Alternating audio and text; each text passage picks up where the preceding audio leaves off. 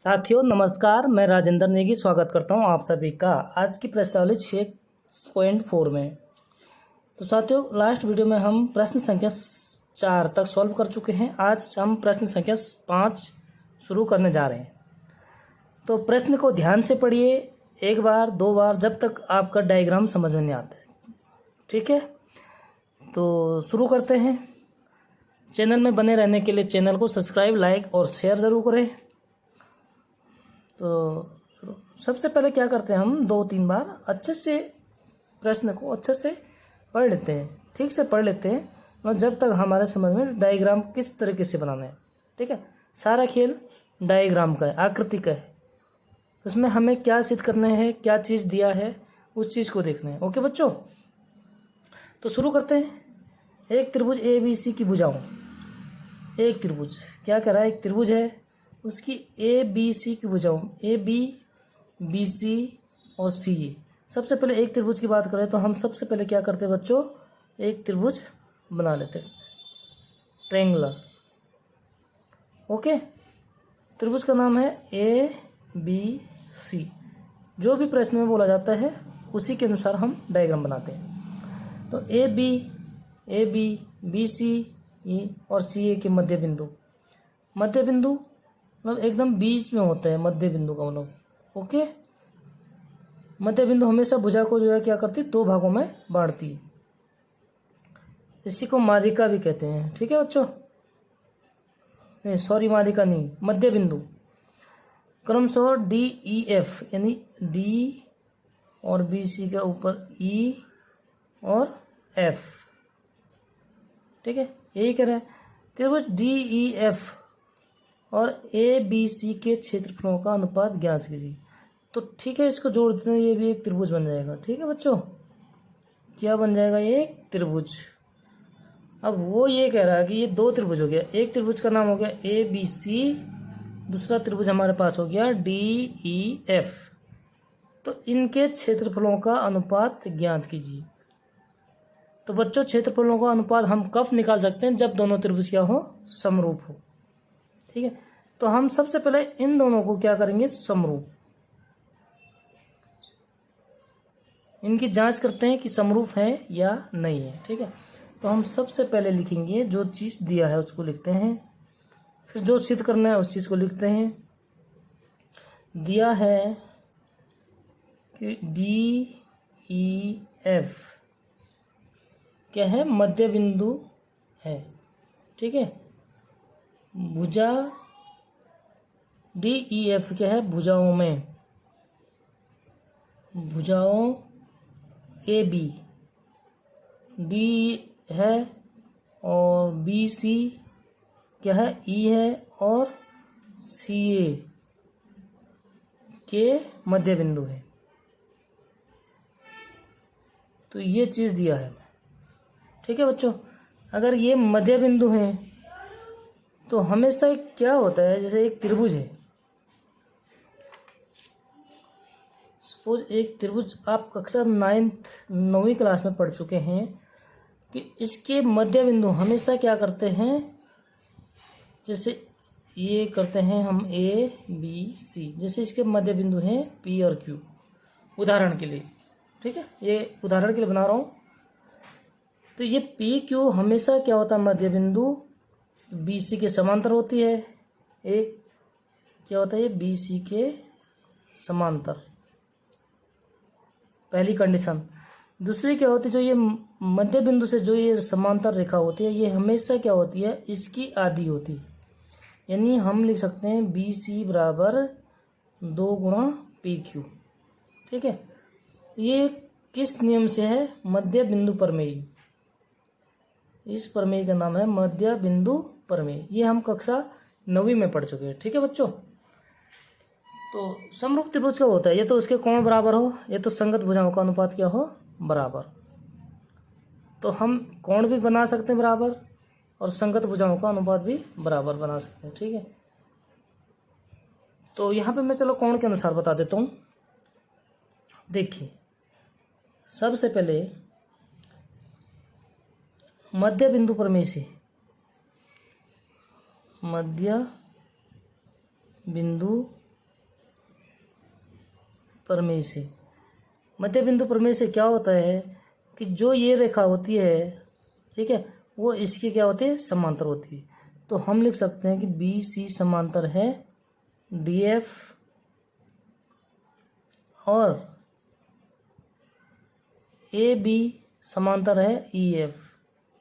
A B समांतर किसके है, ई एफ के। भाई ये दो रेखाएं भूल जाओ तो इसके समांतर है ई एफ और ए सी किसके समांतर है, डी ई। ठीक है बच्चों, यहाँ तक क्लियर हो गया? कोई डाउट हो तो आप कमेंट में लिखिए। ठीक है, इस दूसरी विधि से भी कर सकते हैं हम, हमें मतलब ये समरूप दिखाना है, भुजा की विधि से या कोण की विधि से।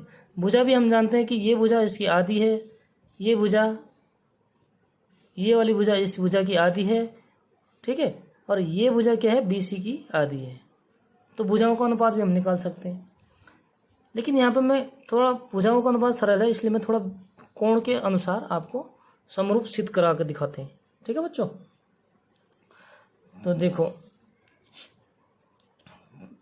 अगर ये भुजाएं समांतर हैं, ठीक है, ये अगर ये भुजा समांतर है तो ये चतुर्भुज क्या हो जाएगा हमारे पास, समांतर चतुर्भुज हो जाएंगे। कौन कौन से, जैसे बी डी एफ ई। फिलहाल के लिए इस बीच वाली रेखा को हटा देते हैं, ठीक है, इस रेखा को हटा देते हैं तो ये क्या बन जाएंगे, चतुर्भुज।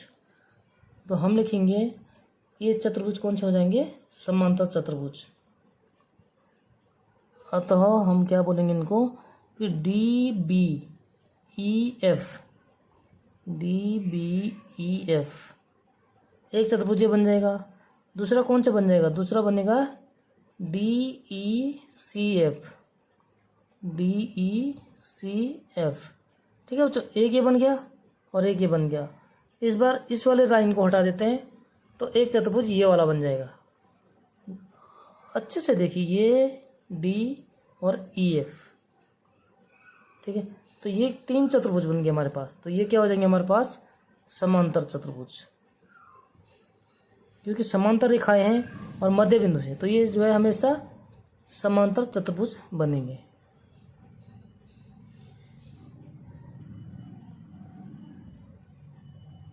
ठीक है बच्चों, अगर ये समांतर चतुर्भुज हो गए तो समांतर चतुर्भुज में क्या होता है, आमने सामने के कोण बराबर होते हैं। मतलब ये बी कोण जो है एफ कोण के बराबर हो गया इस चतुर्भुज में।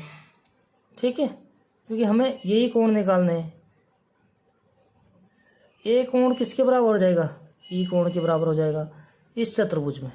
ये बीच वाली लाइन को हटा देंगे तो ये चतुर्भुज है जो ये, ठीक है, तो आमने सामने का कोण क्या होता है, समांतर चतुर्भुज में बराबर होते हैं। अब आई इस वाले चतुर्भुज की बात, जहाँ जहाँ हमारे त्रिभुज के कोण हैं हमें उस वाले कोण वाले चतुर्भुज की बात करनी है। ठीक है बच्चों, तो जैसे ये चतुर्भुज क्या है हमारे पास, डी एफ सी ई, तो इसके ये कोण और ये कोण क्या हो जाएंगे, संगत कोण बराबर हो जाएंगे।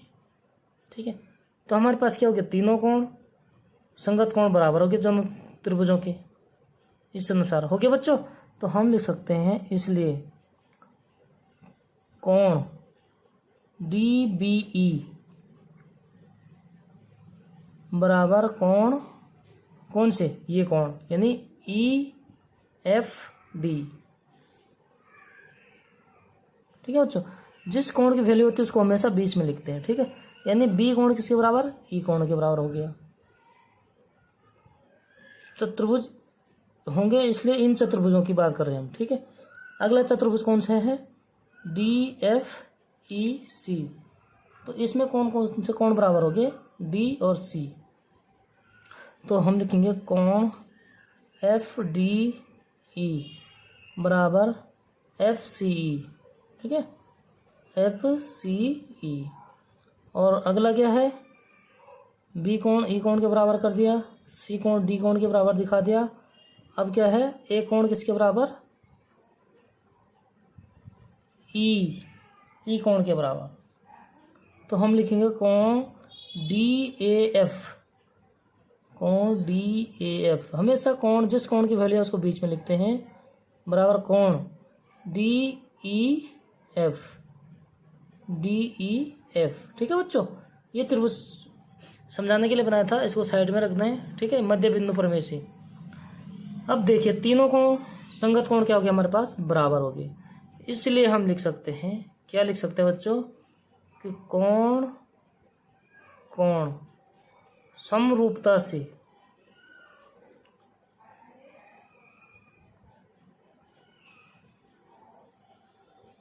कोण कोण समरूपता कसौटी से क्या हो जाएगा, ये त्रिभुज ABC, कौन सा त्रिभुज है दूसरा, DEF, त्रिभुज DEF क्या है, समरूप है। समरूप का चिन्ह ये है। ठीक है बच्चों, तो ये क्या है, दोनों समरूप हैं। तो समरूप है, तो अब हम इनके क्षेत्रफलों का अनुपात निकाल सकते हैं। ठीक है, तो इनके क्षेत्रफलों का अनुपात क्या होगा, देखिए अब हम इनके क्षेत्रफलों का अनुपात निकालेंगे। बाकी मध्य बिंदु प्रमेय से हम जो है क्या करते हैं, BC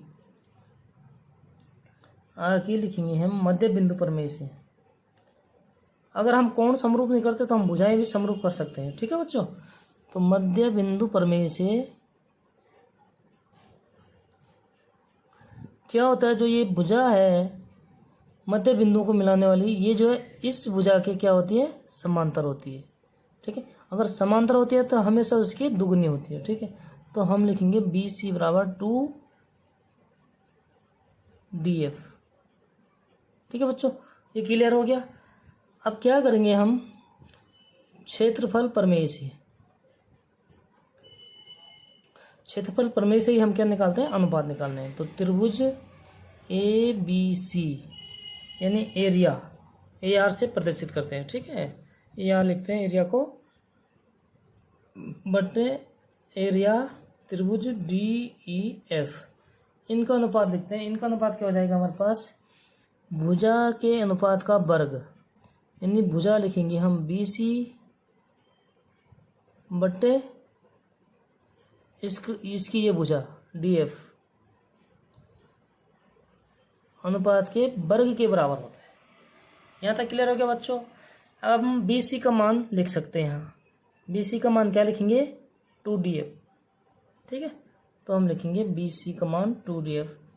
समीकरण नाम देना है तो समीकरण नाम दीजिए, नहीं तो बिना समीकरण की हो जाएगा। ठीक है बच्चों, तो बराबर क्या हो जाएगा, BC का मान कितना है, 2DF बटे DF क्या है, नीचे पहले से ही है अंश में, इसका वर्ग, यानी DF से DF कट जाएगा बच्चों। तो हमारे पास क्या बचेगा, ऊपर 2 बचेगा और अंश में 2 और हर कितना, 1।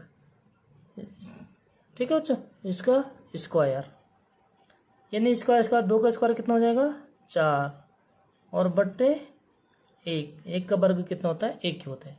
यानी जो अनुपात हो गया हमारे पास त्रिभुजों का अनुपात कितना हो गया, त्रिभुज के क्षेत्रफल का अनुपात हो गया 4, यानी ये हो गया 4:1। ठीक है बच्चों, तो ये हो गया हमारा आंसर। भाई क्षेत्रफलों का अनुपात ज्ञात करना था, तो क्षेत्रफलों का अनुपात हम तभी निकाल सकते हैं जैसे दोनों त्रिभुजों को हम समरूप दिखाएंगे। तो भुजा के हिसाब से भी दिखा सकते थे हम, कैसे, हम भुजा के हिसाब से कर सकते थे, जैसे BC बराबर 2DF। ठीक है, DF को अगर इसके नीचे देते तो BC बटे DF बराबर क्या हो जाता बच्चे, 2/1। ठीक है, ये इसका अनुपात हो जाता। इसी तरह दूसरी भुजा का अनुपात, तो भुजाओं का अनुपात अगर समान होता तो समरूप त्रिभुज हो जाता है। ठीक है, इसके हिसाब से भी, कोण के हिसाब से भी हमने सिद्ध कर दिया, और भुजा के हिसाब से करते तो ये इस तरीके से करते। ठीक है, अगर भुजा के अनुपात से आप लोगों को ये अगर डिफिकल्ट लग रहा है, उसे कोई कठिन नहीं है, बहुत आसान सा सवाल है, सिर्फ डायग्राम समझ में आना चाहिए। ठीक है बच्चों, लेकिन आप लोग जैसे नए स्टूडेंट हैं तो आप लोगों को क्या 2 बार प्रयास करना पड़ेगा, तो बहुत आसान महसूस होगा आपको। ओके बच्चों, शुरू करते हैं नेक्स्ट क्वेश्चन।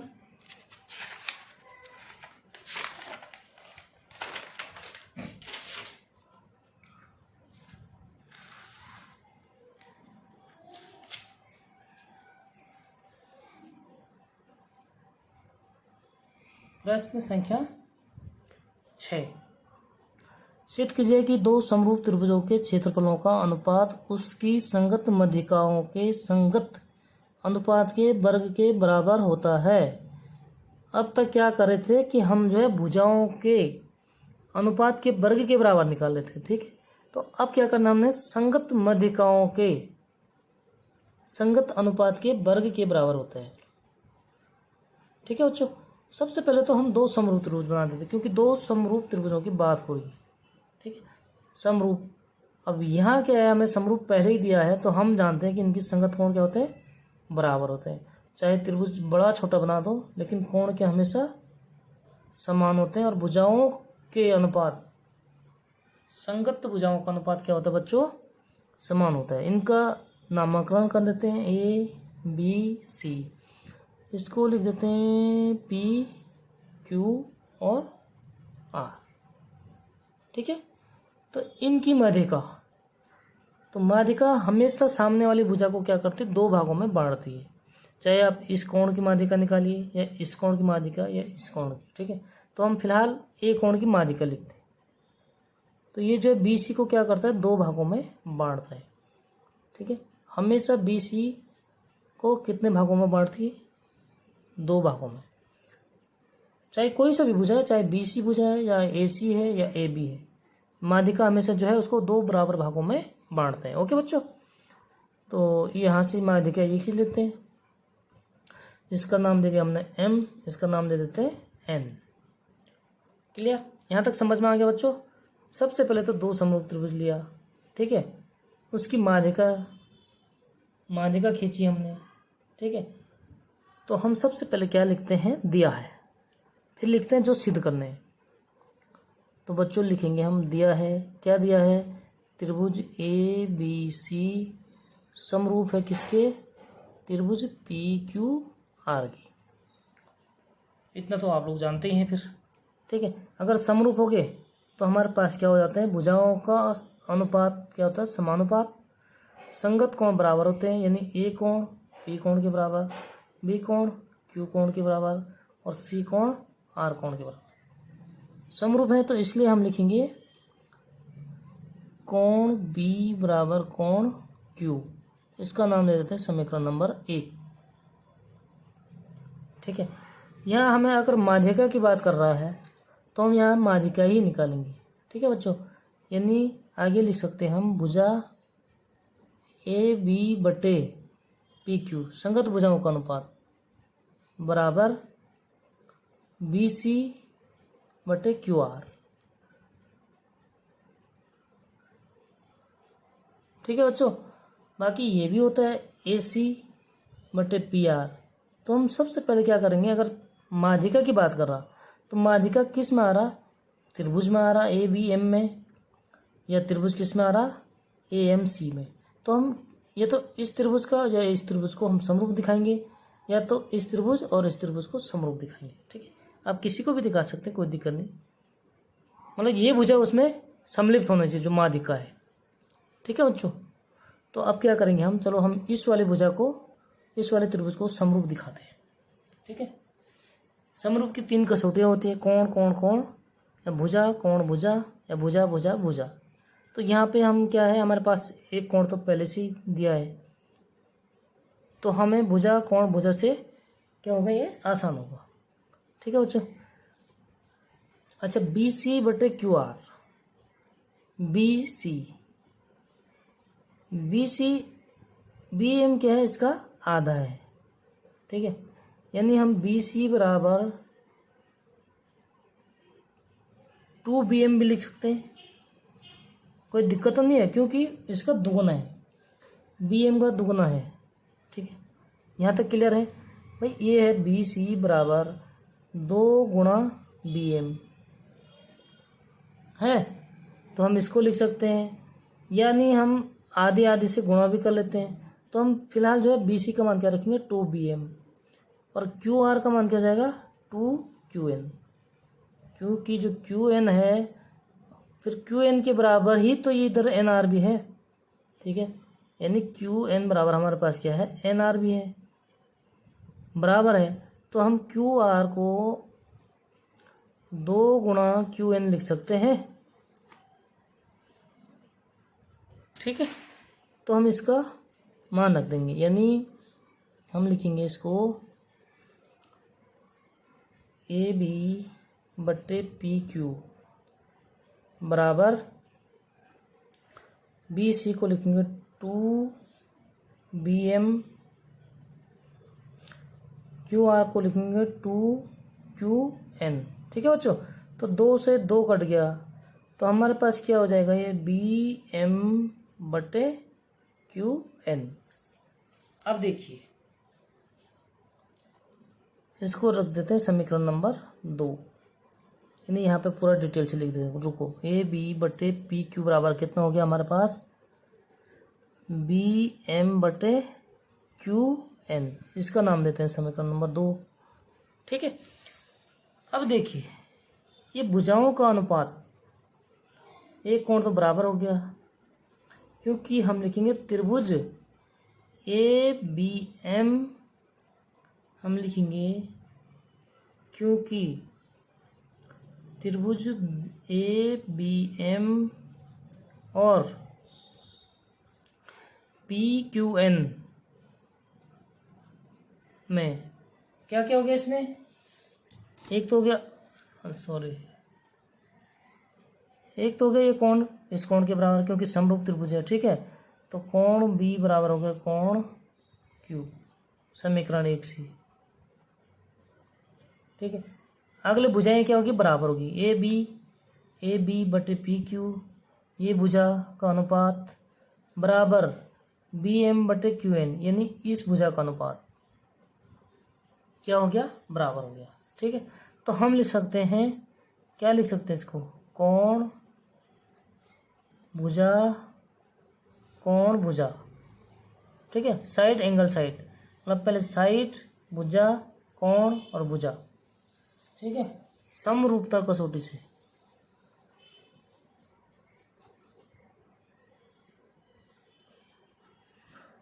समरूपता कसौटी से क्या हो गया, ये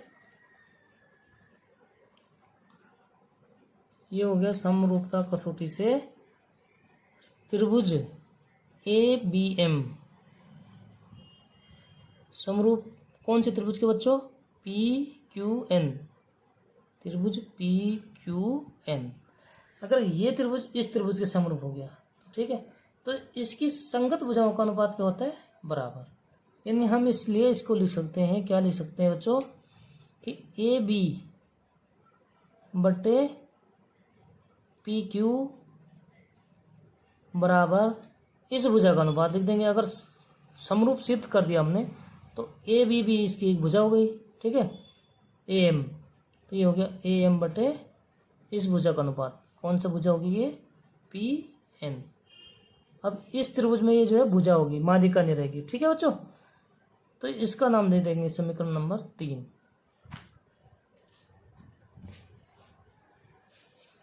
अच्छा, जब इसका नाम हमने समीकरण नंबर 3 दे दिया, दोनों त्रिभुज समरूप हैं, तो समरूप त्रिभुजों के क्षेत्रफलों का अनुपात हमें पता है। ठीक है, क्षेत्रफल प्रमेय से,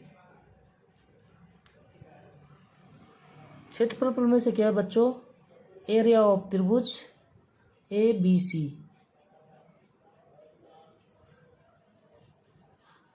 एरिया ऑफ त्रिभुज कौन से बच्चों, PQR, इनकी भुजाओं का सिद्ध करना है हमने। क्या करना है, ये तो लिखा ही नहीं हमने कि क्षेत्रफलों का अनुपात, चलो सिद्ध करना था, यही करना था हमें सिद्ध।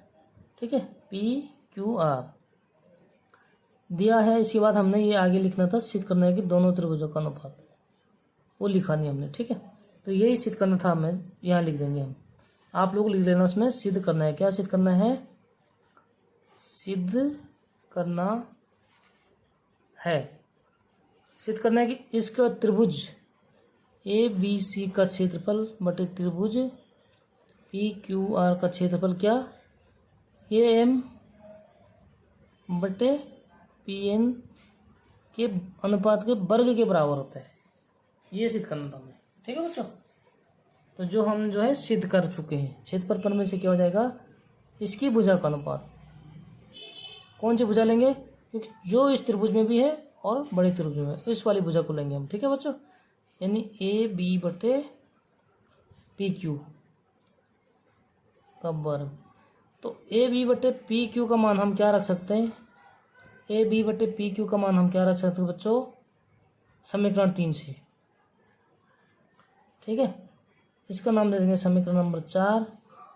फिर हम लिखेंगे समीकरण 4 में, समीकरण 4 में समीकरण 3 से मान रखने पर, 4 में समीकरण 3 से मान रखने पर किसका मान? ए बी बटे पी क्यू का मान। ठीक है, किसका मान रखेंगे हम? ए बी बटे पी क्यू रखने पर। तो इस समीकरण 3 से मान रखने पर क्या हो जाएगा हमारे पास? त्रिभुज, एरिया ऑफ त्रिभुज ए बी सी का अनुपात एरिया ऑफ त्रिभुज पी क्यू, इन दोनों त्रिभुजों के क्षेत्रफल का अनुपात किसके बराबर? यानी ए बी बटे पी क्यू की जगह हम रख सकते हैं ए एम बटे पी एन, जो इसकी माध्यिकाएं हैं त्रिभुज की। ठीक है बच्चों, यानी इसका वर्ग। तो ये हमें सिद्ध करना था। ठीक है, ये चीज हमें जो क्या करना था? सिद्ध करना था। इसको लिखेंगे हम हेंस प्रूव्ड।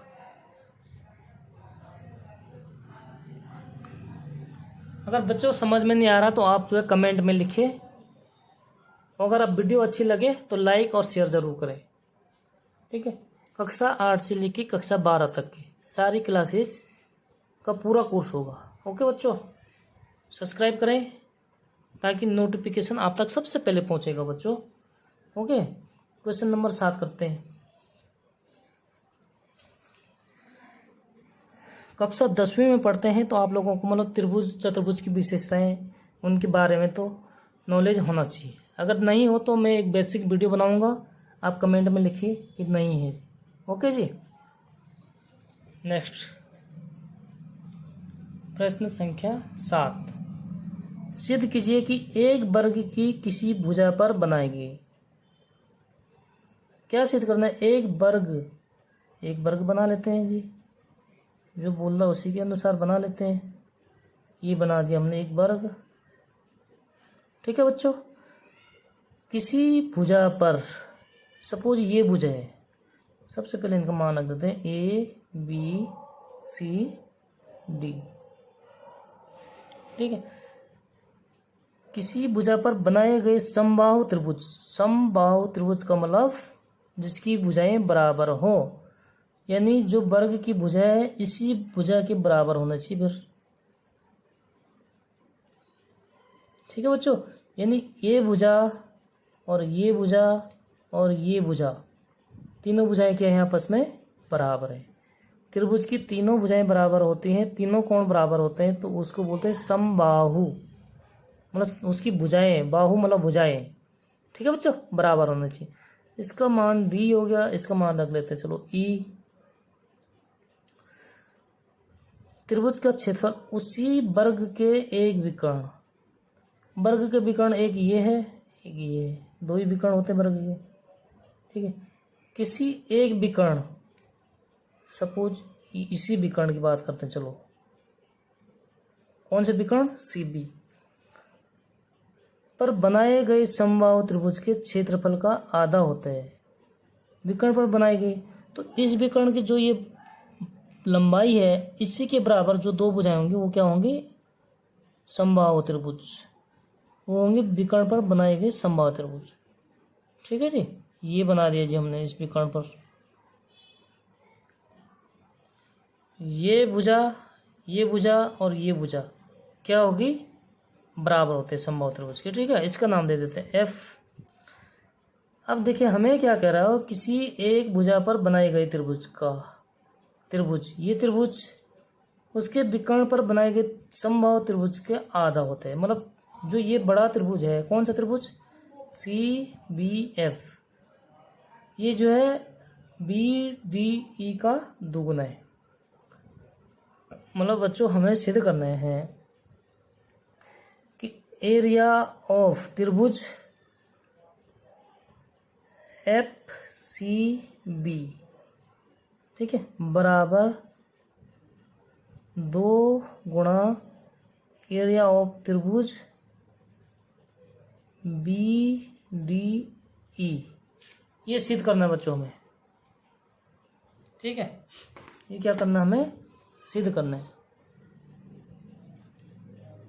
प्रश्न के अनुसार लिखा मैंने, ठीक है। इसको क्या करना है, हमने सिद्ध करना है।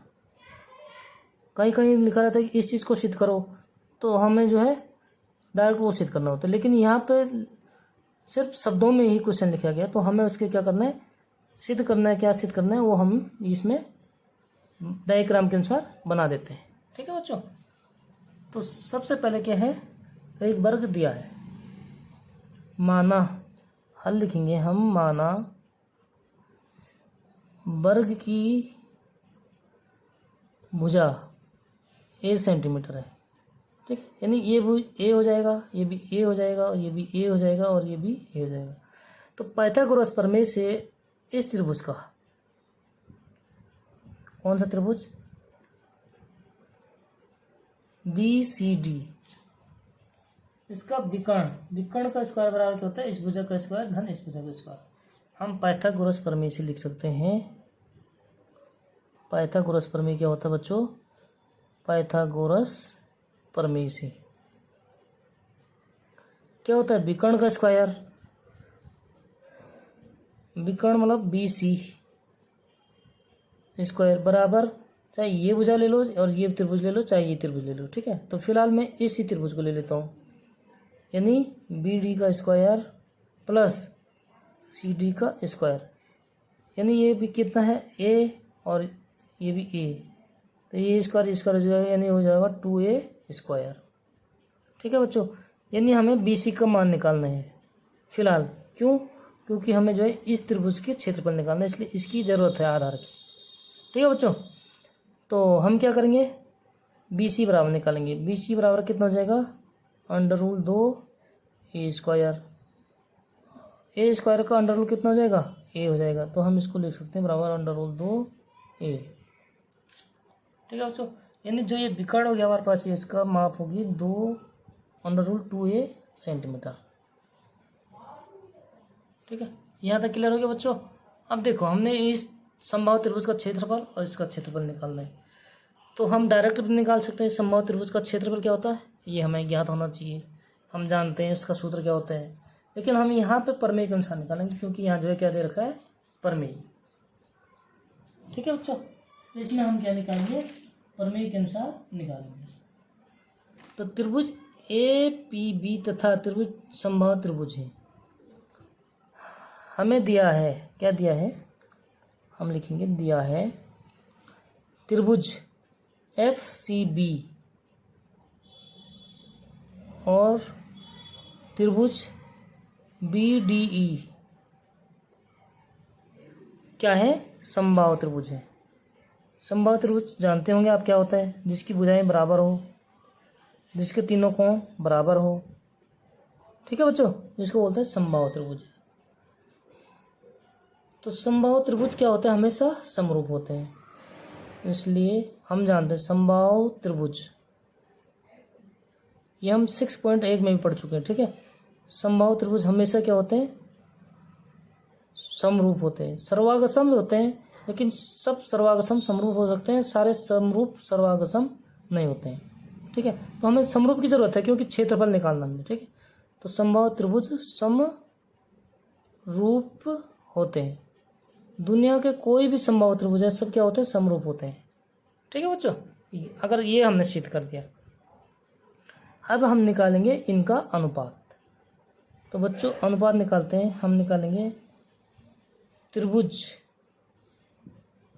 एफ सी बी एरिया, ठीक है, क्षेत्रफल का अनुपात निकालना है। तो एफ सी बी बटे एरिया कौन सा, त्रिभुज बी डी ई बराबर, ठीक है, इसकी एक भुजा ले लेते हैं और इसकी एक भुजा लेते हैं, तो जिस भुजा का मान हमें पता है, एक भुजा क्या तीनों की भुजाओं का मान तो हमें ही पता है, बराबर होता है समबाहु त्रिभुज के, ठीक है। तो एक भुजा का अनुपात ले लेते हैं, तो हम लेंगे BC बटे BD स्क्वायर।